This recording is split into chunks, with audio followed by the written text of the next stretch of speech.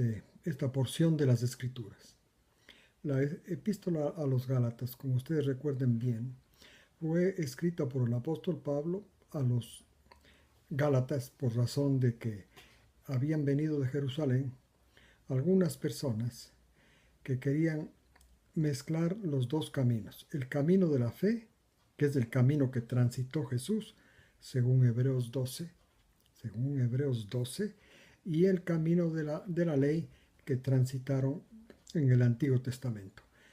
Como ustedes recuerdan, la iglesia primitiva había hecho una mezcla del camino de la fe al aceptar que Jesús era el Mesías y que ahora estaban aún más calificados para obedecer los 10 mandamientos. Entonces ustedes ya recuerdan todas estas maravillosas enseñanzas y aclaraciones que el apóstol les hizo a los Gálatas, explicándoles la función de la ley y la función de la fe. A propósito, a Jesús lo puso como el que personifica la fe. También hace lo mismo en el capítulo 12 de la epístola a los Hebreos. Jesús es el autor y consumador de la fe. Es el camino de la fe. Entonces, esto quería Pablo, que los Gálatas vuelvan al camino que empezaron. En ese camino está el Espíritu de Dios, en las presentes, en los dígonos de la fe. Entonces, vamos a leer los versículos 1 y 2 del capítulo 6. Hermanos, si un hombre es sorprendido en pecado, ustedes los espirituales, repréndanlo, restáurenlo en espíritu humilde. Considérense a sí mismos al reprender a fin de que no sean tentados. O sea, lleven las cargas los unos de los otros y cumplan así con la ley del Mesías. Bueno, aquí vemos ¿cuál es la ley del Mesías? La ley del Mesías es ser compasivos con los hermanos de la fe. Esto es llevar sus cargas. Es la ley del Mesías. Es lo que hizo Jesús al venir a la tierra.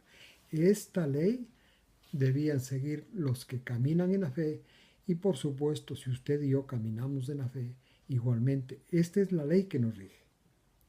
Ser compasivos con nuestros hermanos de la fe y cargar sus debilidades, sus cargas. Ahora bien, el versículo 1 nos dijo que si algún hermano es sorprendido en pecado, aquí el pecado no se refiere a la ruptura de los 10 mandamientos, porque repetimos, cuando Jesús murió, mató al creyente en él a los 10 mandamientos, para que no sean objeto de la fuerza de la tentación de Satanás. Entonces son pecados contra la fe. Esto es, estas raíces de amargura que se llaman a la incredulidad. Entonces dice que los hermanos le restauren, le reparen, dice literalmente, a los que no están caminando en la fe, pero de una manera humilde, considerándose el que amonesta o restaura, considerando que también él está en debilidades. Dice, para que no sean tentados. O sea, es importante amonestar al hermano en humildad para no ser uno tentado. Y luego dice, de esta forma lleven las cargas unos de otros y cumplan así con la ley del Mesías. Así es que si alguien quiere cumplir la ley del Mesías, esta es la ley del Mesías. Llevar las cargas unos de otros, sus debilidades, y ayudarlos a volver a la fe. ¿Cómo se les ayuda? Recordándoles del sacrificio de Jesús, amonestándoles, aconsejándoles que mediten, repasen a menudo el sacrificio de Jesús, porque eso es lo que restaura la fe. Muy bien, ahora versículos 3 al 5. En el caso que alguno piense ser alguien sin ser nada, se engaña a sí mismo. 4. Para evitar esto, cada uno reflexione en la obra de sí mismo. Entonces tendrá motivo para alegrarse solo por sí mismo y no motivo para compararse con los otros. Cada creyente lleva su carga. O sea, cada creyente, la carga es las debilidades, son las debilidades. Cada creyente lleva sus debilidades. Entonces aquí dice, suponiendo que alguien amoneste al otro, entonces el apóstol dice, cuidado por el hecho que está molestando a otros, piense ser alguien cuando no es nada. Se está engañando a sí mismo. Para evitar esto, dice, cada uno reflexione en su obra. Y entonces, si es que haya motivo para alegrarse, alégrese solo. Y no alégrese comparándose con los demás, porque siempre va a ser engañado, va a creer que está mejor que los demás y va a enorgullecerse. Así es que reflexione, alégrese en su interior, pero no se compare con los demás. Y recordando que cada creyente lleva su debilidad. Entonces hemos tenido dos consejos. Si alguien peca contra la fe, con humildad hay que hacerle que recuerde el sacrificio de Jesús. En esta forma, compartiendo las debilidades o las cargas de otros, se cumple la ley de Cristo. La ley de Cristo es diferente a los 10 mandamientos. Se centra básicamente en esta expresión del amor que es la compasión. No olvidemos que Dios está donde hay compasión. Cuando una persona tiene compasión con otro, tiene misericordia con otro, Dios está ahí. Así leemos en la primera epístola de Juan, capítulo 4. Así es que cuando alguien, el segundo consejo es si alguien quiere, se cree que es algo entre los creyentes, antes de creerse, mejor primero reflexione sobre sus acciones, sobre sus obras, y si encuentra que está yendo bien, pues alégrese en sí mismo, no comparándose con los demás. Y no olvidando que todos, en cualquier nivel que se encuentren los creyentes, todos tenemos las debilidades propias. Muy bien, ahora versículos 6 al 10. El que está siendo instruido en la palabra, comparta todo lo bueno con el que lo instruye. Nadie se engañe, de Dios nadie se burla, pues lo que uno siembra, eso cosechará. El 8. Porque el que siembra para sí mismo, de la carne cosecha la ruina, pero el que siembra para el Espíritu, del Espíritu cosechará la vida eterna. Así es que no nos cansemos de hacer el bien, porque al tiempo apropiado cosecharemos, si es que no nos cansamos. El 10. Por consiguiente, hagamos el bien a todos, según la oportunidad que tengamos. Especialmente hagamos el bien a la familia de la fe. Bueno, aquí empieza esto de hacer el bien, o sea, sembrar para cosechar el bien, que es la vida eterna. Dice, hagan el bien, y luego pone como ejemplo, como primer ejemplo del bien, compartir lo bueno que una persona tenga, uno que está siendo enseñado, compartir con el que le enseña la palabra, no con el que le enseña religión, con el que le enseña la palabra de la salvación. Bueno, dice, basado en este criterio, basado en este argumento, el apóstol desarrolla esta ley universal. Lo que uno siembra, cosecha. Si siembra para la carne, sembrar para la carne es sembrar para todo lo que signifique la independencia de la salvación, o sea, ser un espíritu independiente para la salvación. Y la mejor expresión de esto es ponerse a obedecer, dedicarse uno mismo a obedecer para así lograr ser aceptado por Dios. Ahí está sembrando para la carne. Lo mejor es sembrar para el espíritu. Esto es hacer el bien porque está en contacto con Jesús, con la fuente del amor y la misericordia, porque es parte del cuerpo de Jesús. Por esta razón se puede hacer el bien y es sembrar para el espíritu, para que coseche la vida eterna. Y dice que que hay que hacer el bien a todos, especialmente a los de la familia de la fe. Y entonces, en el contexto de compartir esta enseñanza sobre la cosecha, de acuerdo a lo que se siembra, está en el contexto de compartir con la persona cositas sencillas, con la persona que enseña la palabra a los demás. Ahora bien, es una enseñanza que le está dando Pablo a los Gálatas. Lo que usted siembra va a cosechar. Ahí se siembra para la carne y se siembra para el espíritu. una siembra es el reconocer, el reconocer, reconocer el trabajo que hacen los que les enseñan la palabra a ustedes. Los versículos 11 al 16. Miren que les escribo con mi propia mano y con letras grandes, dice el apóstol para terminar este epístola. Y entonces hace énfasis su escritura para enfatizar también lo que va a decir a continuación. Leo desde el 12 al 16.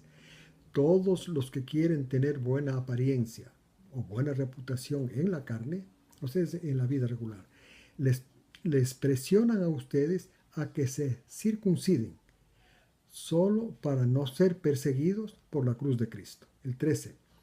Porque ni aun los que se circuncidan guardan la ley, sino que ellos quieren circuncidarles a ustedes con el fin de gloriarse sobre la carne de ustedes. 14. En cuanto a mí, que no llegue a gloriarme, dice el apóstol, sino en la cruz del Mesías, de Jesús del Mesías, para que por la cruz del Mesías, el mundo me está crucificado a mí y yo estoy crucificado al mundo. Porque en Jesús el Mesías, ni la circuncisión es una fuerza, ni la incircuncisión, sino lo que es fuerte en Jesús el Mesías, la nueva creación. El 16. Y la misericordia y la paz a todo el que anda según esta regla, y también al Israel de Dios. La misericordia y la paz también al Israel de Dios. Bueno, entonces, la explicación. Aquí un punto que hay que tener en consideración, como estamos hablando de la circuncisión, los judíos enseñaban hasta los días en que Pablo está escribiendo esta epístola, enseñaban, y creo que todavía enseñan los judíos, que estas promesas que le hizo Dios a Abraham, especialmente la que se refiere en ti serán benditas todas las naciones, se refería no a la enseñanza de Pablo justamente en Gálatas. En Gálatas 3:16 dice que esa promesa era el Espíritu Santo, pero eso no era la enseñanza común.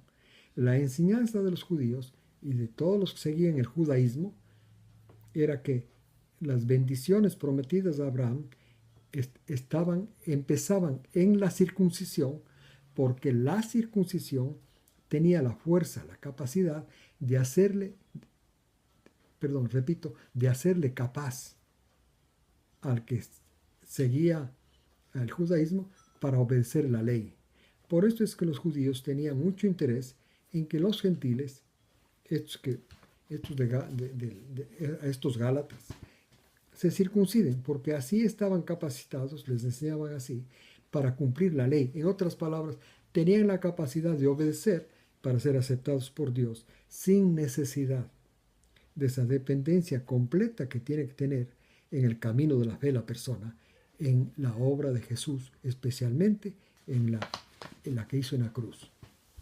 Entonces, teniendo presente esto, que la circuncisión les calificaba, les hacía capaces a las personas que se circuncidaban para guardar la ley. En base a eso, querían ellos, los judíos, que estos gálatas se circunciden.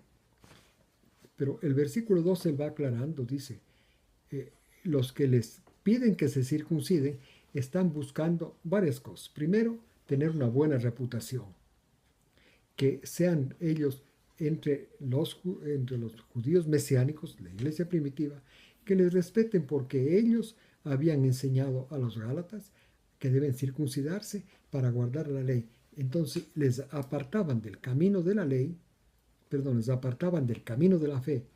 Repito, ese camino caminó Jesús. Esto está en Hebreos 12, para ponerlos en el camino de la ley, de la obediencia personal. Y luego dice el 13, sigue aclarando, ¿no es cierto? Dice, estos judíos que buscan su reputación están circuncidados, sin embargo, ninguno de ellos guarda la ley. Pues no hay cómo guardar la ley. Entonces, ¿para qué quieren en resumen, para qué quieren que se circuncide? Simplemente dice, para tener poder sobre ustedes. Porque el maestro se supone que tiene poder sobre el alumno. Entonces, para eso. Luego dice, respecto a mí, yo no quiero gloriarme en ninguna reputación. Lo que quiero gloriarme es en la cruz de Jesús el Mesías.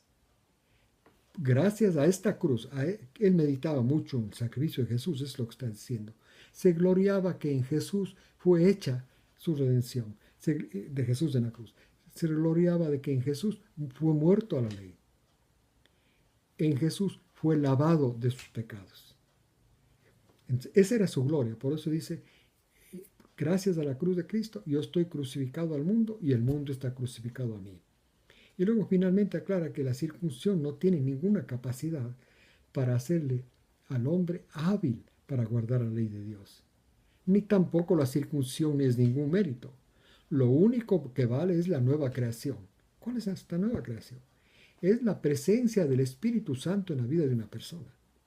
O sea, es el hecho que en los pensamientos de una persona empiece a influenciar poderosamente el Espíritu de Dios es producto de una nueva creación, del nuevo corazón que fue prometido en el libro de Ezequiel, en el capítulo 36.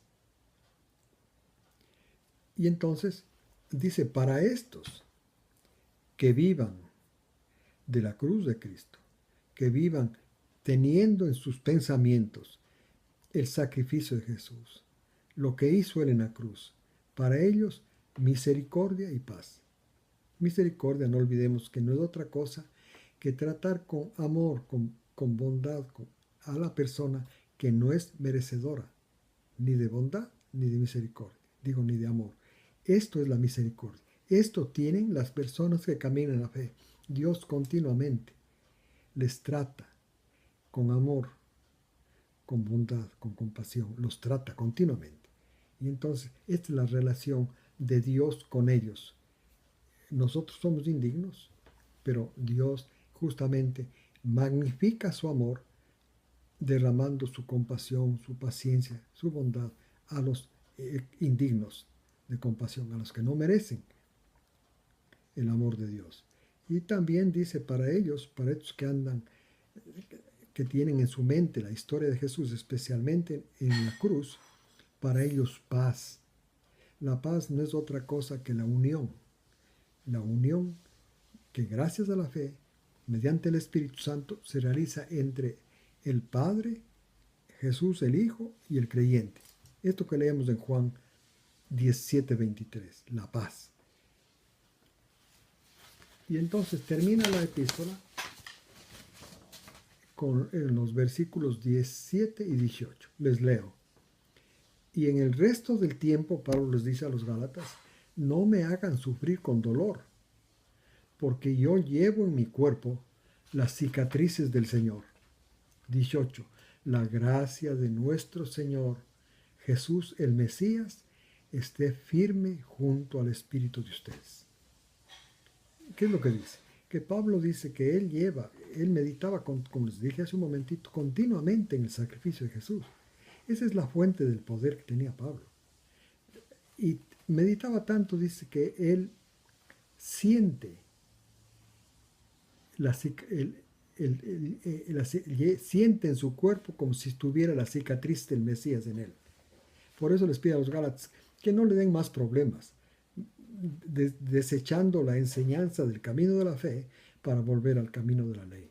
No me den más dolor, les dice, porque yo camino meditando en Jesús, especialmente en su sacrificio. Y entonces dice, y para ustedes Gálatas, entonces la gracia es la obra que Dios hizo en Jesús para nuestra salvación, para que les cubra a los creyentes. Esto Él les envía, no es simplemente una fórmula. Es la realidad, es lo que Dios le estaba inspirando, que les haga saber que toda la obra de Jesús, salvadora, les rodea a los Gálatas siempre que caminen en la fe. Y sea firme esta gracia, o sea, todas las obras de Jesús, sea firme esta gracia y esté esta gracia junto al Espíritu de ustedes, o sea, continuamente en los pensamientos de ellos. Bien, les agradezco pues entonces por acompañarme al estudio del último capítulo de Gálatas 6 y les invito para empezar otro tipo de estudio desde la próxima semana. Que Dios los bendiga a ustedes y a sus familias. Hasta luego.